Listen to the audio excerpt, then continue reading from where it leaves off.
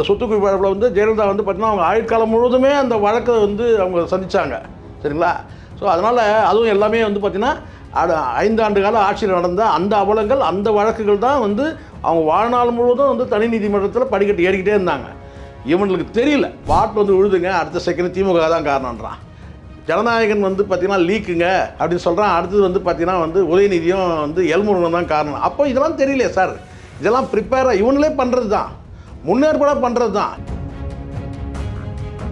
சங்கீதாவை நீங்கள் ஏதோ வந்து நீங்கள் ரொம்ப ஈஸியாக வந்து அப்படியே லெஃப்ட் ஹேண்டில் டீல் பண்ணால் நீங்கள் சமரசம் ஆகிடுச்சு சங்கீதாவுக்கும். சமரசமானாலும் கூட நான் சொல்ல சார், சமரசமானால் வரவேற்கிற முதல் ஆள் நான் தான் சார்.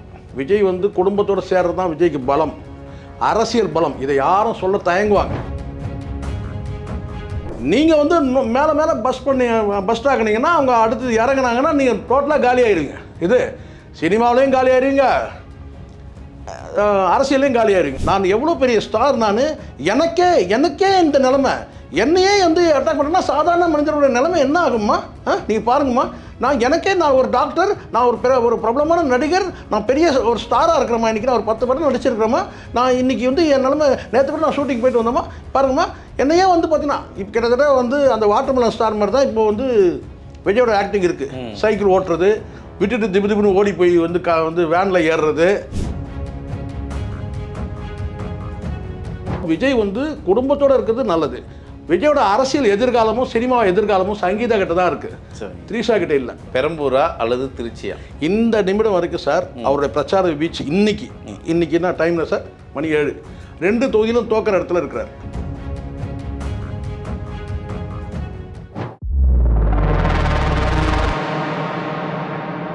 மெட்ராஸ் மெயில் நேயர்களுக்கு வணக்கம்.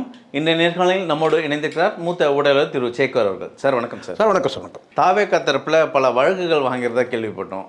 அதை ஒரிஜினா வழக்கு போலதான் சார் ஆச்சரியம் இல்லை, வழக்கு வித்தியாசமாக இருக்கும். அதுதான் அதை சொன்னாலும் நீங்கள் சிரிச்சிருக்கீங்க. தேர்தல் விதியே தெரியாத வழக்கு இல்லை, அதனால தான் வழக்கு. இப்போ புரியுதுங்களா? இவங்க அனுபவமும் கிடையாது. என்ன இதுக்கும் காரணம் திமுகன்னு வானுங்க. அது மட்டும் இல்லை, உங்கள் நண்பர் துபாய் நண்பர் யார் துபாய் நண்பர் சார்? எனக்கு தெரியல, சொல்லுங்க. ராஜ்மோகன் சார். ராஜ்மோகன். இங்கேருந்து மறந்துட்டீங்க. ஆமாம், இவன் நேபாள். இவன் வந்து ஆதவர்ஜனா வந்து நேபாள் தப்பிச்சு போகிறவன். இவன் வந்து துபாய்க்கு தப்பிச்சு ஓடணும், எஃப்ஐஆர் இல்லாமையே. ஸோ எதுக்கு நான் என்ன சொல்கிறேன்னா, இவனுங்கெல்லாம் வந்து ஒரு விஷயம் நல்லா புரியணும் சார். நம்ம எலெக்ஷனில் முதல் முறை நம்ம கண்டக்ட் பண்ணுறோம். ஏற்கனவே வந்து என்ன விதிகள் தெரிஞ்சுக்கிட்டு அதை வந்து ஃபாலோ பண்ணலாம். இவங்ககிட்ட ஒரு எப்படி தோணுது தெரியுமா, இவங்களை வந்து என்னென்னா, இதெல்லாம் என்ன பெரிய இது, அதுவும் ஃபஸ்ட் டைம் இது திமுகவோ இல்லை அதிமுகவோ செஞ்சாலும் கூட சொல்லலாம். இவங்களுக்கு வந்து நீண்ட காலம் அரசியல் அனுபவம் இருக்குதுன்னு சொல்லிட்டு. இவங்களுக்கு அரசியல் அனுபவம் இருந்து ஊருக்கே தெரியும். ஆனால் அலட்சியமாக வந்து பார்த்திங்கன்னா வந்து பேச்சு நடவடிக்கை இல்லைனான்னு கேட்டால் இவங்க ரொம்ப, அதுவும் குறிப்பாக நான் 2-3 பேரை பார்க்குறேன், ரொம்ப கேஷுவலாக வந்து பார்த்திங்கன்னா ரொம்ப கேர்லெஸ்ஸாக என்ன பெரிய இது அப்படின்ற மாதிரி இருக்குது. அதுக்கு நான் மீண்டும் சொல்கிறேன், இவங்க அத்தனை பேரும் வந்து இந்த டிவிக்கில் கேண்டிடேட் இருக்கிறாங்களா, அதுவும் இந்த குறிப்பாக அந்த ஒரு 4-5 பேர் இருக்கிறாங்க பாருங்க முதல் வரிசையில். இவனுங்கெல்லாம் வந்து இவங்க இஷ்ட தெய்வத்தை, குலதெய்வத்தை தினமும் வந்து கும்பிடணும், திமுக ஆட்சிக்கு வரக்கூடாதுன்னு. ஏன் சார் அப்படி வந்தாங்கன்னா தெரியும் இவங்களுக்கு. நான் திமுக கிடையாது, 200 ரூபா ஊப்பியம் கிடையாது, நான் அப்படி தான் சொல்லுவானுங்கன்னு வச்சுங்களேன். ஆனால் இவங்களுக்கு வந்து பார்த்திங்கன்னா இப்போ தெரியாது. ஏன்னா நல்லா வந்து பாருங்க, அதாவது ஜெயலலிதாவது பார்த்தீங்கன்னா உடனே கூப்பிட்டு வச்சு வந்து பார்த்தீங்கன்னா ஒரு கேஸை போட்டு ஜெயிலுக்கு அனுப்பி அடுத்து வந்து பார்த்தீங்கன்னா காலில் வந்து சரண்டரானா மன்னிப்பணும். ஆனால் அந்த திமுக கிட்ட ஒரு கெட்ட பழக்கம் இருக்குன்னு கேட்டால், தனி நீதிமன்றத்தில் ஜெயலலிதாவையே நடக்க விட்டுருவாங்க. இது தனி நீதிமன்றத்தில் அந்த சொத்து குவிப்பில் வந்து ஜெயலலிதா வந்து பார்த்தீங்கன்னா அவங்க ஆயுட்காலம் முழுவதுமே அந்த வழக்கை வந்து அவங்க சந்தித்தாங்க. சரிங்களா? ஸோ அதனால் அதுவும் எல்லாமே வந்து பார்த்திங்கன்னா 5 ஆண்டு கால ஆட்சியில் நடந்த அந்த அவலங்கள், அந்த வழக்குகள் தான் வந்து அவங்க வாழ்நாள் முழுவதும் வந்து தனி நீதிமன்றத்தில் படிக்கட்டு ஏறிக்கிட்டே இருந்தாங்க. இவங்களுக்கு தெரியல, ஒவ்வொரு கட்சிக்கு ஒரு இயல்பு இருக்குது. திமுக ஒரு இயல்புன்னா அதிமுக. நீங்கள் போகிற போக்கில் நீங்கள் என்ன செய்றீங்கன்னா, இஷ்டத்துக்கு பேசுகிறீங்க, ஒரு வந்து அன்கண்ட்ரோலாக பேசுகிறீங்க, கட்டுப்பாடு இல்லாமல் பேசுகிறீங்க. என்ன பேசுகிறன்றது கூட தெரியும். இப்போ ஒரிஜினலாம் பேசுகிறதுல பார்த்தீங்கன்னா கண்ட்ரோல் இல்லாமல் பேசுகிறான். ஏங்க பாட்டில் வந்து விழுதுங்க, அடுத்த செகண்ட் திமுக தான் காரணன்றான். ஜனநாயகன் வந்து பார்த்திங்கன்னா லீக்குங்க அப்படின்னு சொல்கிறான். அடுத்தது வந்து பார்த்திங்கன்னா வந்து உதயநிதியும் வந்து எல்முருகன் தான் காரணம். அப்போ இதெல்லாம் தெரியலையே சார், இதெல்லாம் ப்ரிப்பேராக இவங்களே பண்ணுறது தான், முன்னேற்பாடாக பண்ணுறது தான். ஒரு அரசியல் சாணக்கியத்தனம், சாணக்கியத்தனம் சொல்ல முடியாது, இது சூழ்ச்சி வேறு, சாணக்கியத்தனம் வேறு. சரிங்களா? அதாவது கேட்டால் வந்து அறிவுக்கு உட்பட்டு சட்டத்துக்கு உட்பட்டு பண்ணுறது சாணக்கியத்தனம். சகுனி செய்கிறது இது, சூழ்ச்சி கண்ணன் செய்கிறது வந்து வேற. இல்லை சார், சாணக்கியத்தனன்றது வந்து கேட்டால் அது அரசியலில் வந்து பார்த்தீங்கன்னா வந்து மன்னர்கள் காலத்துலேருந்தே உண்டு. அது சாணக்கியனாலே வந்து பார்த்தீங்கன்னா வந்து ஆறறிவுக்கு உட்பட்டு செய்கிறது, அதில் சூழ்ச்சிலாம் இருக்காது. சில சாணக்கியத்தனன்றது வேறு. ஆனால் அந்த சூழ்ச்சின்றது வந்து கேட்டிங்கன்னா அந்த ஆறறிவோடு செய்கிறது கிடையாது. புரியுதா சொல்கிறது? குருட்டடியாக ஏதாவது ஒன்று பண்ணி இந்த அதனால தான் கிரிமினல் மைண்டுன்னு சொல்கிறாங்களே சில பேருக்கு. இது இந்த கிரிமினல்னா குற்றவாளிக்குள்ள அந்த அறிவுன்ற குற்றமுள்ள அறிவு. இது ஏதாவது இந்த மாதிரி ஒன்று சூழ்ச்சியை பண்ணி ஏதாவது குருட்டடியாக ஏதாவது பண்ணி எப்படியாவது வந்துருக்குன்னா கடைசியில் அவங்களே அந்த சிக்கலை மாட்டிப்பானுங்க. அப்படி தான் வந்து இவங்க இருக்கிறாங்க. நீங்கள் பேசுறது எல்லாம் அதனால தான் இது சாணக்கியத்தனம் சொல்லாதீங்க தயவு செஞ்சு. இது சாணக்கியத்தனம் கிடையாது. சாணக்கியத்தனன்றது அது வேறு. அது வந்து பார்த்திங்கன்னா வந்து கடந்த காலத்தில் வந்து எல்லாருமே பண்ணுவாங்க. அது காமராஜர் பண்ணியிருக்கிறாரு, அண்ணா பண்ணியிருக்கிறாரு. இந்த அரசியல் இருந்து அது ராஜதந்திரன்றது அதுதான். சாணக்கியம் தான் ராஜதந்திரம்.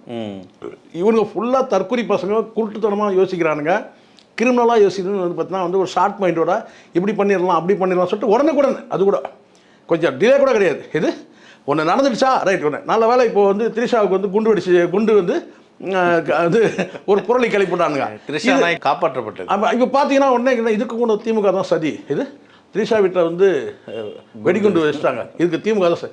ஏண்டா என்ன தானே சொல்லுவீங்க? இப்போ புரியுதுங்களா? இவனுக்கு வந்து டோட்டலாக. ஆனால் ஒன்று மட்டும் உறுதி சார், கொஞ்சம் நீங்கள் உற்று நோக்கினீங்கன்னா தெரியும். முழுக்க விஜய் மட்டுமே சுற்றி வர மாதிரி சில சம்பவங்கள் நடந்துக்கிட்டே இருந்தா ஒவ்வொரு சம்பவமாக நீங்கள் பார்த்துக்கிட்டே வாங்க. விஜய் வந்து பிரச்சாரத்துக்கு போகிறாரு, பிரச்சாரத்தை ரத்து பண்ணுறாரு, அந்த கதையை விடுங்க சரிங்களா. ஆனால் முழுக்க விஜயை பற்றியே பேசுகிற மாதிரியே செய்திகள் வந்துட்டு இருக்கு பாருங்க. போன மாதம்லாம் ஃபுல்லாக வந்து பார்த்தீங்கன்னா அந்த சங்கீதாவுடைய வழக்கு, அந்த வழக்கு கூட பேசப்படலை. அதுக்கப்புறம் திரிஷாவோட ஒரு கல்யாணத்துக்கு போன பிறகு தான் சூடு பிடிச்சிது. அப்படியே மையப்படுத்தி சரியாக தவறான்றது பெரிய பட்டிமன்ற விவாதங்கள்லாம் நடந்துச்சு. மெயின்ஸ் மீடியாலே வந்து பார்த்தீங்கன்னா இவர் இப்படி போகிறாரு அப்படி போகிறாரு அப்படியாச்சு. அதுக்கு பிறகு அப்படியே மெல்ல அப்படியே அது வந்து அப்படியே மறையும் போது அடுத்த கட்டமாக வந்து பார்த்தீங்கன்னா ஜனநாயகன் கதையை ஆரம்பிச்சானுங்க. இந்த சன் டிவியில் போகிற மாதிரி இந்த வாரம் ஆமாம் அப்படியே அந்த வாரம் கபீர்னு ஐயோ என்னடா இது கேட்டா அது போன வாரம், இந்த வாரம் இது அது போன வாரம் சங்கீதா வாரம், அடுத்த வாரம் அது திரிஷா வாரம், இந்த வாரம் ஜனநாயகன் வாரம், இப்படி வாரம்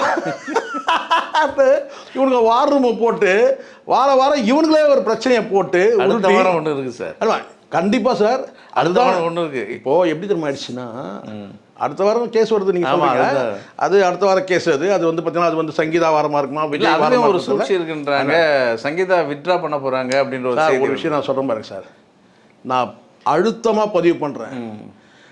சங்கீதாவை நீங்கள் ஏதோ வந்து நீங்கள் ரொம்ப ஈஸியாக வந்து அப்படியே லெஃப்ட் ஹேண்டில் டீல் பண்ணாலும் ஆயிடுச்சு. சங்கீதாவுக்கும் சமரசமானாலும் கூட நான் சொல்ல சார், சமரசமானால் வரவேற்கிற முதல் ஆள் நானும் தான் சார். கணவன் மனைவி 2 பேரும் வந்து பார்த்தீங்கன்னா ஒன்றா சேர்ந்தாங்கன்னா தமிழ்நாட்டில் இந்தியாவில் இல்லை உலகத்திலே வந்து பார்த்தீங்கன்னா முதல் வரவேற்கிறவன் நானாக தான் இருப்பேன். விஜய் வந்து குடும்பத்தோடு சேர்றது தான் விஜய்க்கு பலம், அரசியல் பலம். இதை யாரும் சொல்ல தயங்குவாங்க. எனக்கு எந்த பாரபட்சமும் இல்லை. இன்றைக்கி வந்து பார்த்தீங்கன்னா வந்து நீங்கள் எவ்வளோ விமர்சனம் வேணா பண்ணுங்கள். மு.க. ஸ்டாலின் அவர் வந்து ஒரு குடும்பத்தோடு இருக்கிறாரு, மனைவியோடு இருக்கிறாரு, பிள்ளைகளோடு இருக்கிறாரு, பேரனோடு இருக்கிறாரு. ஒரு என்ன இருக்குன்னா இதுதான் பலம், இதுதான் பலம். கலைஞர் கூட சொல்லுவாங்க அவருக்கு இங்கே ஒரு குடும்பம் இருக்குது, அங்கே ஒரு குடும்பம். எத்தனை குடும்பம் இருந்தாலும் பார்த்தீங்கன்னா அவர் ஒரு சர்வாதிகாரியாக இருந்தார். அந்த குடும்பத்தை வந்து பார்த்தீங்கன்னா யாரையும் வந்து பார்த்தீங்கன்னா வந்து எல்லாரையும் அணைச்சார். அதனால தான் அவருடைய கடைசி அவருடைய உயிர் போகிறதுக்கு இப்போ எடப்பாடி சொல்கிறார், இப்போ போகிற போக்கில் அவர் வந்து வீட்டு சிறையில் வச்சாங்கன்னு. கலைஞர் வந்து கடைசி வரைக்கும் பார்த்தீங்கன்னா எம்மங்கிட்ட போராடினாங்க, சண்டை போட்டாங்க எல்லாருமே. அப்போது இதுதான் ஒரு குடும்பத்தோடு இருக்கிறது ஒரு பலம். இன்றைக்கி உதயநிதி வந்து பார்த்தீங்கன்னா வந்து ஒரு குடும்பத்தோடு இருக்கிறார், அது பலம். எடப்பாடி வந்து ஒரு குடும்பத்தோடு இருக்கு, அது ஒரு பலம். இல்லை அது மாதிரி பேச்சுவார்த்தை நடந்ததா மேபி இருக்கலாம்.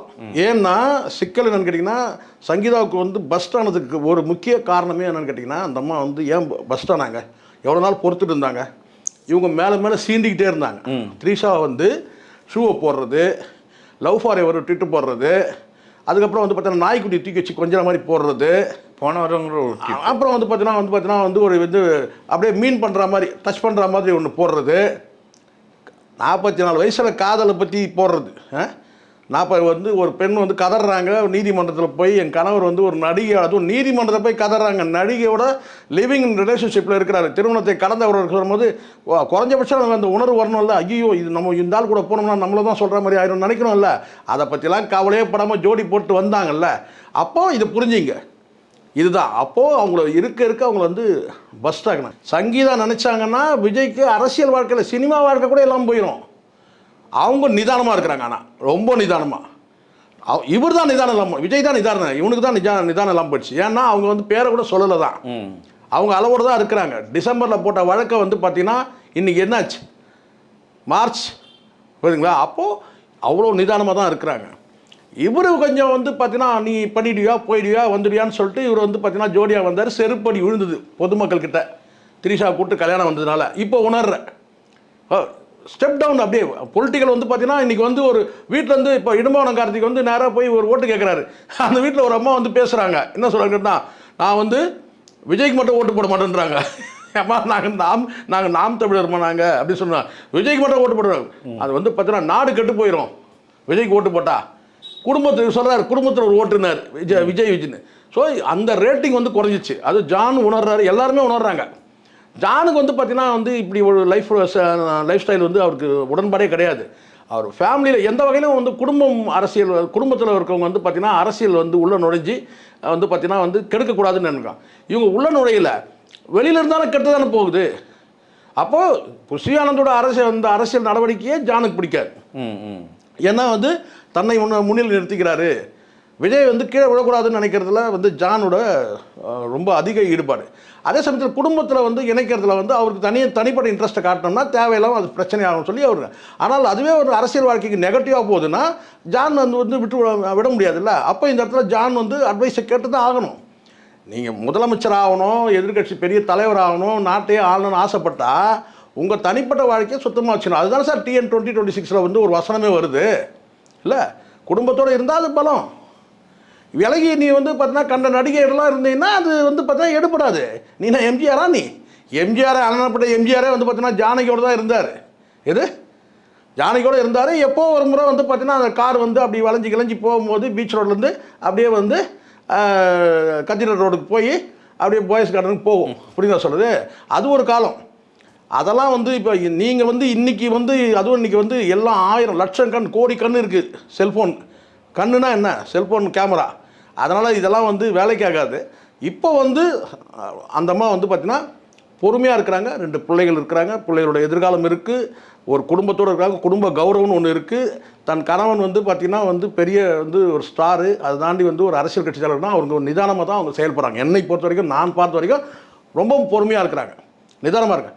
நீங்கள் வந்து மேலே பஸ்ட் ஆகினீங்கன்னா அவங்க அடுத்து இறங்கினாங்கன்னா நீங்கள் டோட்டலாக காலி ஆகிடுவீங்க. இது சினிமாவிலையும் காலி ஆகிடுவீங்க, அரசியலையும் காலி ஆகிடுவீங்க. அப்போ இந்த இடத்துல வந்து ஒரு சமரச பேச்சுக்கள் மூலமாக தான் முடிக்கணும். இதை தாண்டி நீங்கள் வந்து மேடையில் உளறதெல்லாம் அவங்களுக்கு தெரியும். வந்து என் கூட இருக்கிறவங்கள வச்சு என்னை வந்து இது பண்ண, அதெல்லாம் அசிங்கம். இதெல்லாம் பேச நெகட்டிவ் ஆகுது விஜய்க்கு. அதே விஜய்க்கு வந்து இப்போ வந்து ஒரு 50% வந்து பார்த்தீங்கன்னா ஒரு ட்ரோல் பண்ணி ஒரு காமெடின்னு ஆக்கிட்டாங்க சார். நான் தான் சொன்னேன் ஏற்கனவே. இப்போ வாட்டர்மெலன் ஸ்டார் மாதிரி, வாட்டர்மெலன் ஸ்டார் நீங்கள் பாருங்களேன், அவன் அடித்தது கூட எப்படி காமெடியாக சொல்கிற பாருங்க. காமெடி, அதாவது நமக்கு காமெடியாக இருக்குது. அவன் அடி வாங்கிட்டான், வந்து யாரும் அடிச்சிட்டாங்க சார், போய் காவல் நிலையத்தில் புகார் கொடுத்துருக்கான். யார், வாட்டர்மெலன் ஸ்டார். ஆனால் அது கொஞ்சம் கூட கூச்சனாச்சு இல்லாமல் சொல்கிறான் பார்த்தீங்களா. என்ன கேட்டால் என்னை வந்துமா நான் எவ்வளோ பெரிய ஸ்டார், எனக்கே இந்த நிலைமை, என்னையே வந்து அட்டாக் பண்ணுறேன்னா சாதாரண மனிதனுடைய நிலைமை என்ன ஆகும்மா? நீங்கள் பாருங்கம்மா, நான் ஒரு டாக்டர், நான் ஒரு பிரபலமான நடிகர், நான் பெரிய ஒரு ஸ்டாராக இருக்கிறேம்மா, இன்றைக்கி நான் ஒரு 10 படம் நடிச்சிருக்கிறேம்மா, நான் இன்றைக்கி வந்து என் நிலைமை, நேற்று கூட நான் ஷூட்டிங் போயிட்டு வந்தோம்மா, பாருங்கம்மா என்னையே வந்து பார்த்தீங்கன்னா இப்போ கிட்டத்தட்ட வந்து அந்த வாட்டர்மெலன் ஸ்டார் மாதிரி தான் இப்போ வந்து விஜயோட ஆக்டிங் இருக்குது. சைக்கிள் ஓட்டுறது, விட்டுட்டு திபுன்னு ஓடி போய் வந்து வேனில் ஏறுறது, இல்லை பார்க்குறவங்க என்ன இளநீர் பிடிக்கிறது, அப்புறம் வந்து பார்த்தீங்கன்னா தூக்கி போட்டால் வந்து அந்த வாட்டர் பாட்டில் பிடிக்கிறது, அது சோடாவை பிடிக்கிறது, இதெல்லாம் எல்லாமே வந்து காமெடி ஆகிட்டு இருக்கு. முக்கியமான விஷயம், கன்னியாகுமரி எஸ்பியை பாராட்டி இருக்காங்க சாவே கத்தரப்பில். இங்கே இவனுக்கு பேசுறது பாருங்க, நீங்கள் நம்பாதீங்க. ஒரு நாள் இந்த இதே நீங்கள் நிறைய முறை அறிவுரை சொல்றீங்களே, காவல்துறையை மட்டும் பகச்சிக்கூடாது, அது இருக்கலாம், இதை செய்யலாம். நீங்கள் அது எஸ்பி கன்னியாகுமரி எஸ்பி விஜய்க்கு அருமையான ஏற்பாடு செஞ்சாரு, சொல்லிட்டு பாதுகாப்பு குறைபாடே இல்லை. நான் ஏற்கனவே சொல்கிறேன், இதெல்லாம் ரொம்ப லேட்டு சார், ரொம்ப லேட்டு சார். அதை விட ஒரு கூத்து நீங்கள் வேறு. நானும் வந்து பார்த்தீங்கன்னா ஆதனில் மாதேஷம் வந்து உட்காந்து பேசுகிறோம்னா நாங்கள் என்ன பேசுகிறோமோ அதை அப்படியே கேட்டு மறுநாள் வந்து அது செயலாக்கத்துக்கு வரும். இது ஒரு முடியும் இப்படி தான். நான் உள்ளபடியே சொல்கிறேன் சார். காவல்துறையை நீங்கள் தேர்தல் நேரத்தில் காவல்துறையை வந்து பார்த்தீங்கன்னா நீங்கள் பகைச்சிக்கிறது உங்களுக்கு அறிவார்ந்த செயல் கிடையாது. அப்படி நீங்கள் பண்ணீங்கன்னா வந்து உங்களுக்கு வந்து பார்த்தீங்கன்னா வந்து 10 ஓட்டு வர்றது வந்து பார்த்தீங்கன்னா தடுக்க முடியும். இன்னொரு விஷயம், தாவேக்காவை பற்றி திமுகவை வசைப்படுறாங்க. இதுக்கு இந்த விஜயோட வளர்ச்சி காரணமே திமுக. இது என்னன்னா இப்போ பாருங்க, அதுக்கு ஒரு உதாரணம். இப்போ எலெக்ஷன் கோட் ஆஃப் கான்டாக்ட் வந்துருச்சு இல்லையா, ஐசிசி வந்துருச்சு. இப்போ விஜய் பின்னாடி யாருமே இல்லை. விஜய் தனியாக பெரிய கூட்டமே கூடலை. ஆனால் இதே திமுக காவல்துறை கண்ட்ரோல் இருக்கும்போது அவ்வளோ கூட்டம் வரும். இதுக்கெல்லாம் காரணம் திமுக தான் அப்படின்றாங்க. சார் ஒன்று சொல்ல வர்றாரு, இப்போ இவனுக்கு எதை தின்னா பித்தம் தெளியன்ற மாதிரி தான் இருக்கிறானுங்க. ஒன்றுமே புரியல அவனுக்கு. இது அது வேறு ட்ரோன் ஷாட் வச்சு காட்டுறாங்க சார். ஒன்றுமே புரியல. உள்ளபடியே நான் சொல்லட்டுமா சார்? மீண்டும் கூட நான் சொல்கிறேன் சார், இந்த கூட்டத்தை நீங்கள் தயவு செஞ்சு அந்த பிஜிஎம் எடுத்துருங்க சார். இந்த 4 சேனல் இருக்குல்ல, இந்த 4 சேனல் பிஜிஎம் எடுத்துருங்க. ஏன்னா இப்போ தான் எனக்கு தெரிய வந்துச்சு. அது என்னன்னு கேட்டிங்கன்னா, ஒரு குறிப்பிட்ட ஒரு லிங்க், ஒரு சேனல், ஒரு குறிப்பிட்ட ஒரு சேனல் என்ன செய்கிறாங்கன்னா இந்த பிஜிஎம்மோடு எடுத்து அதை என்ன செய்கிறான்னு கேட்டிங்கன்னா மற்ற சேனலுக்கு வந்து பார்த்திங்கன்னா லிங்க் அனுப்புகிறான். இப்போ விஜய் வந்து ரத்து பண்ணுறாரு, கேன்சல் பண்ணுறாருன்னா அடுத்த நிமிஷம் கட் ஆகிடுது. இது எல்லா டிவியும் கட் ஆகிடுது. ஒரே ஃபீடு தான், ஒரே லைஃப், 4 சேனல். அப்போ அது வேலைக்காக சார். இங்கே வெவ்வேறு இடத்துல வந்து பார்த்தீங்கன்னா அவங்கவுங்களுக்கு வந்து இடத்த ஒதுக்கிட்டிங்கன்னா அவங்கவுங்க வந்து பார்த்தீங்கன்னா அந்தந்த சேனல் எடுக்கணும். ஆனால் அந்த மாதிரி இல்லாமல் இல்லை சார், இது தாவேக்கா தரப்புல எடுக்கிறது. தாவேக்கா தரப்புல அதனால தான் நான் சொல்கிறேன். இதுதான். ஆனால் அது சேனலுக்கு ஃபீட் அப்போ நல்லா புரிஞ்சுங்க. அதனால தான் இங்கே விஷயம் இருக்குதுன்னா இதுதான் இப்போ தான் ரீசெண்டாக தெரியுது. ஏன்னா இவங்க என்ன செய்கிறான்னு கேட்டால் ஒரே ஆங்கிள் நீங்கள் பாருங்கள் எடுத்தான்னு கேட்டிங்கன்னா கூட்டம் இருக்கிற மாதிரி காட்டுவான். இப்போ விஜய் வந்து மற்றவங்களுக்குனா விஜய் வந்து ஒரு டெக்ஸ்ட் மிஸ் பண்ணிட்டான். படிச்சுட்டே இருக்கும்போதுன்னு கேட்டிங்கன்னா ஒரு டெக்ஸ்ட் மிஸ் ஆகிடுச்சு. அப்படியே முழிக்கிறது தான் தெரியும்ல. இது இப்படி புரட்டுறது எங்கே விட்டுட்டு அது வந்து நான் ஒரு முக்கியமான உங்களுக்கு ஒரு செய்தி சொல்கிறேன்னு சொல்லிட்டு அப்படியே தடவிட்டு இருக்கும்போது டக்குன்னு டேக் டைவர்ஷன். எது பப்ளிக்கை காட்டு. எது அப்படியே வந்து வேர்த்து கொட்டுற மாதிரி, மக்களை பார்க்குற மாதிரி, அழுகிற மாதிரி, சிரிக்கிற மாதிரி, ஏதோ ஒன்று வந்து கையாட்டுற மாதிரி அடுக்கா. அதுக்கப்புறம் அந்த டெக்ஸ்ட்டு வந்து கரெக்டாக கண்டினியூ பண்ணும்போது அப்படியே கேமரா திருப்பு.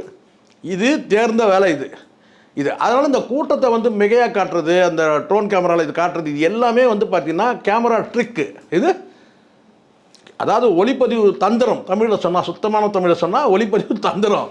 இந்த தந்திரத்தை காமிச்சுன்னு கேட்டால் பெருசாக கூட்டம் இருக்காங்க, சீன் ஓட்டுறானுங்க. ஆனால் எடப்பாடி கூட்டத்தை பாருங்கள், நிரம்பி வழியுது. மு.க. ஸ்டாலின் அவர்கள் கூட்டத்தை பாருங்கள், நிரம்பி வழியுது. உதயநிதி கூட்டத்தை பாருங்கள், நிரம்பி வழியுது. கூட்டம் வர்றது பெருசு இல்லை சார். அந்த கூட்டத்தில் நீங்கள் என்ன பேசுகிறீங்கன்னு இருக்குது. இதை சொன்னால் உடனே வந்து உதயநிதிக்கு சொம்படிக்கிறான்னு வானுங்க. இப்போ வந்து டிஆர்பி ராஜாவுடைய அந்த நிகழ்ச்சியில் வந்து எடப்பாடியோட அந்த போட்டோ, அந்த சாதனை போட்டோ இருக்குல்ல சார், சரித்திர போட்டோ, அதை காட்டி வந்து பேசுகிறாரு. அதை காட்டி பேசுகிறாரு. அதுக்கு முன்னாடி என்ன சொல்றாரு கேட்டால் அதை காட்டுறதுக்கு முன்னாடி 2 நாள் முன்னாடி இல்லை நான் காட்ட மாட்டேன். மக்கள் கேட்கல சார், மக்களே கேட்குறாங்களா? மக்கள் கேட்கலாம், நான் காட்ட மாட்டேன், என்ன சபிக்கிறாரு. அது வந்து மக்களே கேட்குறாங்கன்றது அது செட்டிங் கூட இருக்கலாம்னு வச்சுங்களேன். இப்போ ஃப்ரண்ட்டில் இருக்கிறவங்கள வந்து பார்த்தீங்கன்னா அப்படி கேட்க சொல்லி கூட காட்டுது. ஏன்னா இதுதான் இங்கே அரசியல் சார். சில நேரங்களில் வந்து பார்த்தீங்கன்னா இந்த மாதிரி அரசியலாக நடக்கும். என்னன்னு கேட்டிங்கன்னா ஐயா அந்த ஃபோட்டோ காட்டுங்கன்னு சொல்லி கேட்டேன். அது வந்து விரும்பி அதுன்னா அந்தளவுக்கு ஒரு ஃபோட்டோ கிடையாது. ஆனால் பேச்சு வந்து சரியில்லை சார். சசிகலாவும் அதை முன் வச்சு அதை முன் வச்சு பேசுகிறாங்கன்னா அந்தமாவும் பேச்சு சரி கிடையாது இல்லை. நீங்கள் துணை முதலமைச்சர் சார், அவர் வந்து நீங்கள் பையன் நீங்களா 58 தடவை இந்த வேலை தானே வேணாங்கிறது. இப்போ புரியுதுங்களா? உங்களை ஏன் வந்து பார்த்தீங்கன்னா வந்து ஒரு வீட்டுக்குள்ளேயே வச்சுருந்தாங்கன்னு புரியுது. இப்போ புரியுதுங்களா? அம்மாவும் வீட்டுக்குள்ளேயே உங்களை வச்சுருந்தாங்க, மேடைக்கு வர வேணான்ட்டு. அடுத்தது வந்து உங்களுக்கு வந்து தனி கட்சி தொடங்கிறதுக்கும் உங்களுக்கு சிக்னல் வரல. இப்போ புரியுதுங்களா? யாரையுமே சொல்கிறேன் சார், நீங்கள் பையன் எப்படி சொல்லுவீங்க? இப்போ நம்ம பேசுகிறோன்னா அது வேறு சார். இப்போ நம்ம ஊடகத்தில் பேசுகிறோம், நம்ம அரசியல் கட்சினா நீங்கள் ஒரு அரசியல் கட்சி தலைவர் சார். நம்ம வந்து பார்த்தீங்கன்னா சாதாரண மனிதர் நம்ம, சரிங்களா? பத்திரிகையாளர் அதெல்லாம் இருக்கட்டும் நம்ம. ஆனால் நீங்கள் அரசியல் இன்னும் ஒரு துணை முதலமைச்சரை போய் நீங்கள் வந்து அந்த பதவிக்கு இன்னும் ஒரு மாண்பு இருக்குல்ல, பையன் எப்படி சொல்லிக்கிறீங்க? அந்த பையன் துணை முதலமைச்சர், அதில் வேறு சொல்கிறீங்க துணை முதலமைச்சர். அந்த பையன் வந்து காட்டுறாரு, அந்த பையன் இப்போவே இவ்வளோ ஆணவம் இருக்க.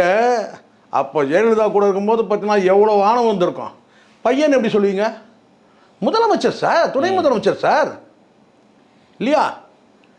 அது தப்பு இல்லை. அப்போ நீங்கள் இதில் வர இந்த இப்படி சொல்லிவிட்டு அவர் காட்டினதில் அந்த பையன் காட்டினதில் ஒன்றும் தப்பு இல்லையே. அந்த பையன் காட்டினதில் அந்த பையன்றீங்க. துணை முதலமைச்சர்னா ஒரு மரியாதை இருக்குல்ல சார். சொந்த பிள்ளையாக இருந்தால் கூட நீங்கள் சொல்ல முடியாது சார். கண்டிப்பாக சொந்த பிள்ளையாக இருந்தால் கூட நீங்கள் வந்து பார்த்தீங்கன்னா இப்போ மு.க. ஸ்டாலின் சொல்லுவாரா என் பையன் வரா? மரியாதைனா மரியாதை. அவங்களுக்கு அந்த பாரம்பரியம் இருந்து திமுகவில் வந்து பார்த்தீங்கன்னா தலைவர் தான் சொல்லுவார். என் தந்தை என் அப்பான்னு சொல்லிட்டு எங்கேயுமே மீட்டிங்கில் பேசுனதே கிடையாது முதலமைச்சர் மு க ஸ்டாலின். அந்த காலத்துலேருந்தே இது தலைவர் தலைவர் தலைவர். அதே மாதிரி வந்து பார்த்தீங்கன்னா இவர் துணை முதலமைச்சராக இருந்தபோது கூட பார்த்தீங்கன்னா அந்த மாதிரி அவர் பேசல. என் மகன் ஸ்டாலின் அப்படிலாம் அவர் பேசுனதே கிடையாது. இந்த மாண்பு இந்த பண்பு வேணும் முதல்ல சசிகலாவுக்கு. புரியுதா சொல்கிறது? நீங்கள் வந்து பார்த்தீங்கன்னா இப்போ திடீர்னு வந்துட்டீங்க என்னமோ சரி வந்தது ஏதோ அனுகூலம் தான் வச்சுங்க டிஎம்கேக்கு. இது ஏடிஎம்கே விட்டு பிரிக்க போகிறீங்க. எது ஐயா மயக்கம் அடிச்சு தான் அது ஒரு பக்கம். அது அவர் ஒரு பக்கம் வந்து பார்த்தீங்கன்னா வந்து மகனுக்கு போகிற ஓட்டை வந்து போட்டு வந்து பிரிக்கிறாரு. அது மயக்கடிச்சு விழுந்தார். அது உண்மையிலே விழுந்தாரா இல்லை அவர் வந்து பார்த்தீங்கன்னா வந்து ஹாஸ்பிட்டலில் தான் அது ஹாஸ்பிட்டல் வந்து வீட்டுக்கு போயிட்டாருன்னு சொல்கிறாங்க. அது வந்து தெரியல அது. ஆனால் வந்து சொல்கிறேன் நான், நீங்கள் என்ன சாதிக்க போகிறீங்க? ஐயா வந்து அன்புமணிக்கு வந்து பார்த்தீங்கன்னா தலைமையில் அந்த பாமக ஓட்டை பிரிக்க போகிறாரு. நீங்கள் என்ன பண்ண போகிறீங்க? எடப்பாடி ஓட்டை பிரிக்க போகிறீங்க. கடைசியில் யார் வர போகிறாங்க? திமுக தான் மீண்டும் ஆட்சிக்கு வரப்போகுது. இரண்டாவது முறையும் வந்து முதலமைச்சராக பதவி ஏற்றுக்க போகிறாங்க. இதுதான் உங்கள் சாதனை இருக்க போகுது. ஆனால் பேசும்போது கணியணும் எனக்கு எவ்வளோ சாதனை பண்ணுவாரா? இதுதான் சார். இப்போ என்ன பிரச்சனைனா இவங்களுக்கு என்னன்னா டிவிக்கு தரப்பில் என்ன பிரச்சனை தெரியுமா? செம்ம காமெடி நடக்கும் போல இருக்கு. இன்னும் நாள் நெருங்க இல்லை இந்த எலெக்ஷன் கூட ஒரு வாரம் 10 நாள் தள்ளி போடலாம். நிறைய காமெடிகள் நம்ம பார்க்கலாம். ஏன்னா இவங்களுக்கு என்ன கவலைனா நம்மளை சுற்றியே இருக்கணும் இந்த அரசியல். இவன் திடீர்னு எடப்பாடி வந்து இப்படி பேசுகிறாரு. எல்லாரும் வந்து எடப்பாடி பேசுகிறதையும் உதயநிதி பேசுகிறதையுமே வந்து வேடிக்கை பார்க்குறாங்க. அது ஃபன்னாக இருக்குது. இது அவர் அந்த அந்த காலில் விழுந்த போட்டோ காட்டவும் அவர் வந்து கடுப்பாக வர்றாரு. அவர் உடனே பால் டாயில் அந்த டாயில் இந்த டாயில் அப்படின்னு ஏதோ பேசுகிறாருல்ல. ஆசீர்வாதம் வாங்கினாரு. நான் என்ன சொல்கிறேன், சரி சார் ஆசீர்வாதம் வாங்கினாரு அந்த மாதிரி சொல்கிறாங்க. ஒரு நாய் கூட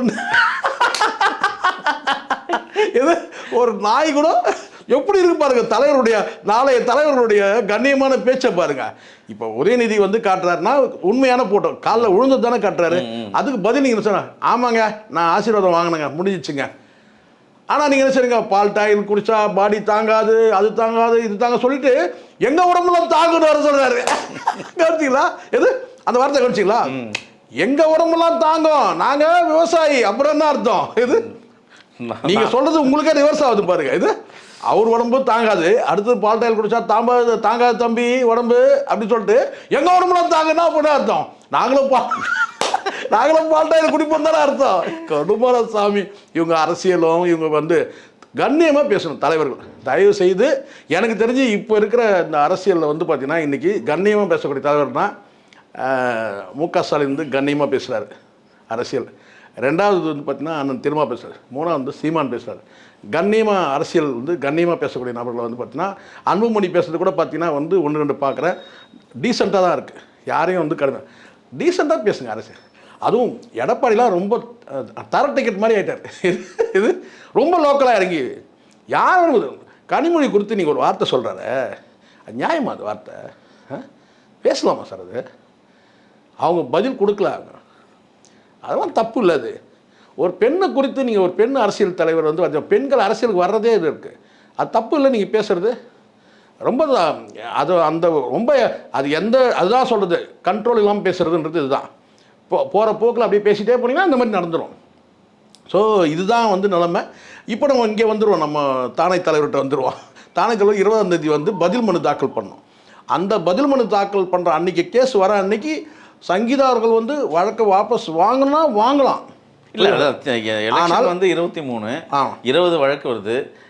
இதில் ஏதாவது சூழ்ச்சகம் இருக்கா? எப்படி இருந்தாலும் வழக்கு தாக்கல் இது வந்து விஜயோட வெற்றியை பாதிக்குமா? அது சார் வெற்றியை பாதிக்கும் சார். இந்த இடத்துல வந்து வழக்கு இருக்கிறதே விஜய்க்கு மைனஸ் ஃபஸ்ட்டு பாயிண்ட்டு.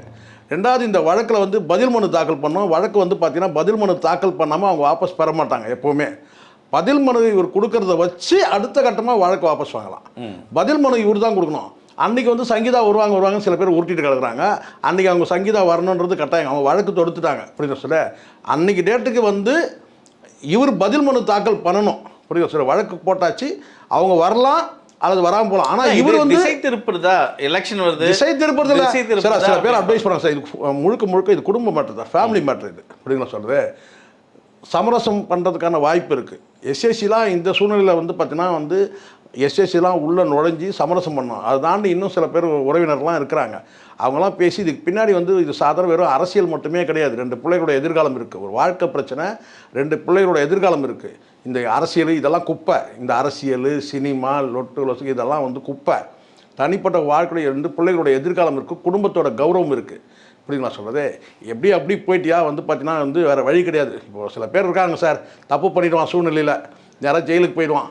போயிட்டு வந்த பிறகு நான் சொல்லுறேன் வந்து போய் வந்துட்டியா, ஜெயிலுக்கு போயிட்டு வந்துட்டியா, உட்காருன்னு சொல்லிட்டு தலையில் வந்து எண்ணெயை தடவி எண்ணெயை தேய்ச்சி நல்லெண்ணெயை ஊற்றி என்ன சொல்லுங்க தப்புன்னு அடித்து நல்லா வந்து பார்த்தீங்கன்னா கொதிக்க தண்ணியை ஊற்றி கழுவி சுத்தமாக்கிடுவாங்க. அது மாதிரி இருக்கிறதுனா கண்ட குப்பைங்கிட்ட போனியா வந்து பார்த்தீங்கன்னா வந்து சுத்தமாக்கி இனி குடும்பம் வாழ்க்கை இது இருந்தால் இதுதான் சார் கௌரவம். நீங்கள் 1000 சொல்லுங்கள் சார். இன்றைக்கி வந்து பார்த்தீங்கன்னா இன்றைக்கி வந்து இருக்கிற அத்தனை தலைவர் யார் லிஸ்ட்டு போடுங்க சார். அத்தனை தலைவரும் எல்லோரும் இன்றைக்கி குடும்பத்தோடு இருக்காங்க. அண்ணன் திரும்ப வந்து பார்த்தீங்கன்னா வந்து கல்யாணம் இல்லை வந்து வாழ்க்கையே 40 வருஷம் வாழ்க்கை அப்படி போயிடுச்சு. ஆனாலும் இன்றைக்கி வந்து பார்த்தீங்கன்னா அவங்க வந்து பார்த்தீங்கன்னா அக்கா மக்களை நிற்க வைக்கிறாரு. நானும் ஒரு குடும்பத்தோடு இருக்கிறேன்றதை காட்டுறாரு. வாரிசு அரசியெல்லாம் பேசுறதுலாம் அர்த்தமற்றது. இந்த 2026 யாரும் வாரிசு அரசியெல்லாம் பேசக்கூடாது. எல்லாரும் வாரிசுங்க வந்துட்டாங்க. எல்லா அரசியல் தலைவருடைய மனைவிகள் வந்துட்டாங்க இல்லை, எல்லாரும். அதாவது வாரிசு அரசியல் இந்த புளித்து போன விஷயத்த மறுபடியும் பேசக்கூடாது. தகுதி இருந்தால் அரசியல் வாரிசுகளும் வரலாம், அரசியல் தலைவர் வாரிசுகளும் வரலாம். அதனால் வந்து இதுதான். அப்போது விஜய் வந்து குடும்பத்தோடு இருக்கிறது நல்லது. விஜயோட அரசியல் எதிர்காலமும் சினிமா எதிர்காலமும் சங்கீதா கிட்ட தான் இருக்குது, த்ரீஷா கிட்ட இல்லை. முக்கியமாக ஒரே ஒரு கேள்வி, அதுவும் ஆடியன்ஸ் கேட்க சொல்லியிருக்காங்க உங்களை. நான் கமெண்ட்ஸில் சார் ஆடியன்ஸ் உங்களை ஒரு கேள்வி கேட்க சொல்லி பயமா இருக்கு. நீங்கள் என்ன கேட்க போறீங்க? சின்ன கேள்வி தான், சொல்லுங்கள் சார். விஜய் எந்த தொகுதியில் வெற்றி பெறுவார், பெரம்பூரா அல்லது திருச்சியா? இந்த நிமிடம் வரைக்கும் சார் அவருடைய பிரச்சார வீச்சு இன்னைக்கு என்ன டைமில் சார் மணி 7, 2 தொகுதியிலும் தோக்கிற இடத்துல இருக்கிறார். 2 தொகுதியிலும் சந்தோஷமான சார், சந்தோஷம் இல்லை சார். சார் உண்மையான விஷயம் சொல்கிறேன், நான் எப்பயும் உண்மை சொல்வேன். விஜய்க்கு எதிராக பேசுன்றதுலாம் பல பேர் அப்படி நினைக்கிறான். அது விஜய்க்கு தெரியும். நான் விஜய்க்கு வந்து எதிராக பேசுகிறேன்னா, ஆதரவாக பேசுகிறேன்னா, கழிவு ஊத்துறனா, திட்டுறனா எல்லாமே விஜய்க்கு தெரியும். எதுக்காகன்றது விஜய்க்கு தெரியும். புரியுங்க சொல்கிறது? விஜய்க்கு நல்லா தெரியும். புரியுங்க சொல்கிறது? விஜய் கெட்டு போனதுக்காக நான் பேசவே கிடையாது. சில தற்கொலைகளுக்கு தெரியாது, அவனுக்கு தெரிஞ்சிக்க வேண்டிய அவசியமும் கிடையாது. நான் சொல்கிறேன், நான் விஜய்க்கு எதிராக பேசவே இல்லை. புரியுங்க சொல்கிறது? ஆனால் இன்றைக்கி நான் சொல்கிறேன்னு கேட்டிங்கன்னா 2 தொகுதியிலும் இன்றைக்கி மணி 7 சரிங்களா? அதனால் வந்து பார்த்திங்கன்னா வந்து 2 தொகுதியிலுமே தோப்பார் இன்றைக்கி டேட்டுக்கு. இந்த மற்றவங்க சொல்கிறதெல்லாம் போய் மாயை கலப்புறானுங்க. எங்கெங்கே பெரம்பூரில் எனக்கு இண்டு எடுக்கலாம் கூட தெரியாது. திருச்சியாவது விடுங்க, திருச்சியாவது கேள்வி கேட்குறோம், கேள்வி கேட்டு தெரிஞ்சு வச்சுக்கிறோம் இது சோர்சஸ் மூலமாக. பட் இது எனக்கு வந்து கேட்டால் வந்து சந்து பொந்தெலாம் நான் படித்தது வளர்ந்தது வாழ்ந்தது எல்லாம் பெரம்பூர். புரியுதுன்னு சொல்கிறது? அதனால் வந்து எனக்கு தெரியும் எந்தெந்த பெல்ட்டை என்னென்ன வேலை நடந்துன்னு தெரியும். பெரம்பூரில் அப்பட்டமாக வந்து விஜய் வந்து தோப்பார். திருச்சியில் வந்து பார்த்தீங்கன்னா ஊசல் ஆடிட்டு இருக்குது. இன்றைக்கி டேட்டுக்கு அங்கேயும் தோல்வி தான். ஆனால் வந்து இனி பிரச்சாரத்தை மேற்கொள்ளும் போது எந்த மாதிரி தெரியும். பிரச்சாரத்துக்கே நீ வரமாட்டேன், இப்போ இந்த கன்னியாகுமரி முடிச்சிட்டல, இப்போ என்ன பண்ணுறேன்? இப்போ நான் கேட்குறேன், இன்றைக்கி என்ன பண்ணுறேங்க? ஒரு நாள் போய் ஒரு வந்து பிடிக்கிட்டு கழிட்டு வந்துட்டாருன்னா அடுத்த நாள் வந்து ரெஸ்ட் எடுப்பாரு. என்ன இது? இப்போ இன்றைக்கி என்ன பண்ணுறாங்க? 70 வயசு 2 பேருக்கும் முதலமைச்சர் இப்போ தீவிரமாக அதை பற்றி யோசிச்சு இது வெடிகுண்டு யார் வந்து மிரட்டினது? 20ஆம் தேதி வெடிகுண்டு இருக்குது. அந்த வெடிகுண்டுக்கு 20ஆம் தேதி கோர்ட்டில் செங்கல்பட்டு கோர்ட்டில் வந்து ஒரு கேஸ் இருக்குது, வழக்கு என்ற குண்டு இருக்குது இல்லையா? அதுக்கு எப்படி ஃபேஸ் பண்ணுறது எப்படின்றது அதை பற்றி வந்து யோசிப்பார். ஸோ எனக்கு நான் ஒரு விஷயம் சொல்கிறேன் சார், அறிவார்ந்த அரசியல் பண்ணணும். ஆனால் எனக்கு தெரிஞ்ச வரைக்கும் இன்றைக்கி வரைக்கும் தாவேகா வந்து அறிவார்ந்த அரசியல் முன்னெடுக்கல சார். அதுக்கு காரணம் வந்து பார்த்திங்கன்னா எனக்கு வருத்தமே எனக்குன்னா ஜான் மீது தான் பயங்கரமான வருத்தம் இருக்குது. நான் ஜான்லாம் என் முன்னாடி வந்தான்னு வச்சுங்களேன், இது உள்ளபடியே சொல்கிறேன், இந்த ஆதவ அர்ஜுனாவை கொண்டு வந்து உள்ளே விட்டு நாசமாக்கிட்டான் சார் கட்சியை. உள்ளபடியே இன்றைக்கி வந்து பார்த்தீங்கன்னா விஜய் வந்து எதிர்கட்சி தலைவராக மெஜாரிட்டியில் அடித்து எதிர்கட்சி தலைவராக ஆகணும். ஆதவ அர்ஜுனாவை கூட்டு வந்து உள்ளே விட்டு நாசமாக்கி அசிங்கமாக்கி விஜயை ஜோக்கராக்கி 50% ஜோக்கர் ஆக்கிட்டான் சார். வாட்டர்மெலன் ஸ்டார் தான், அதில் நோ டவுட் உங்களுக்கு. நிஜமா சார் 50% வந்து வாட்டர்மெலன் ஸ்டார் ஆக்கிட்டானுங்க, இன்னொரு 50% ட்ரை பண்ணுறானுங்க. ஸோ யாரும் பகைமை அரசியல் பண்ணக்கூடாது சார். எதுக்கு வன்மை அரசியல் நான் கேட்குறேன். இப்போ நம்ம பேசிட்டு போய் நிம்மதியாக தூங்குறோம்ல, ஒருத்தர் சப்போர்ட்டாக பேசிட்டு ஒருத்தருக்கு எதிராக பேசிட்டு ஒருத்தர் அப்படிலாம் கிடையாது.